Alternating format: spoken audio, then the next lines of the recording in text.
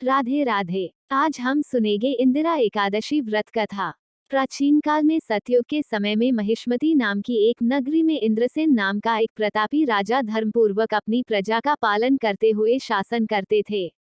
वह राजा पुत्र, पौत्र और धन आदि से संपन्न और भगवान विष्णु के परम भक्त थे।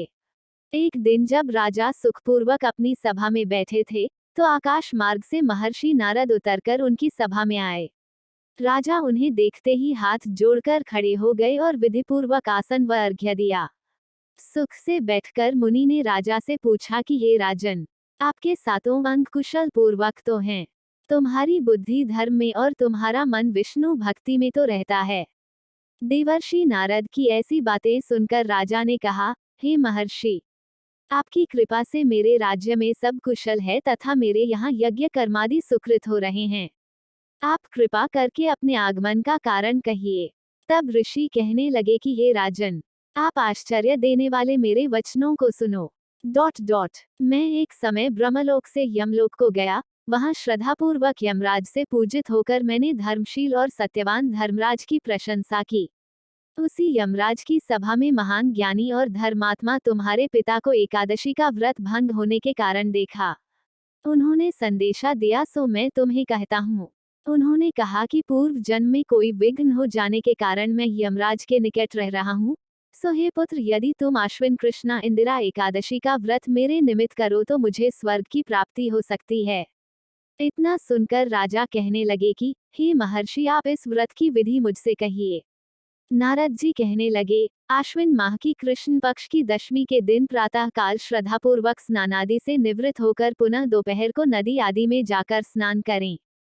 फिर श्रद्धापूर्वक पितरों का श्राद्ध करें और एक बार भोजन करें। प्रातः काल होने पर एकादशी के दिन दातून आदि करके स्नान करें। फिर व्रत के नियमों को भक्तिपूर्वक ग्रहण करते हुए प्रतिज्ञा करें कि मैं आज संपूर्ण भोगों को त्याग कर निराहार एकादशी का व्रत करूंगा। हे अच्युत, हे पुंडरीकाक्ष, मैं आपकी शरण हूँ, आप मेरी रक्षा कीजिए। इस प्रकार नियम पूर्वक शालिग्राम की मूर्ति के आगे विधिपूर्वक श्राद्ध करके योग्य ब्राह्मणों को फलाहार का भोजन कराएं और दक्षिणा दें। पितरों के श्राद्ध से जो बच जाए उसको सूंघकर गौ को दे तथा धूप, दीप, गंध, पुष्प, नैवेद्य आदि सब सामग्री से ऋषिकेश भगवान का पूजन करें। रात में भगवान के निकट जागरण करें। इसके पश्चात द्वादशी के दिन प्रातः काल होने पर भगवान का पूजन करके ब्राह्मणों को भोजन कराएं।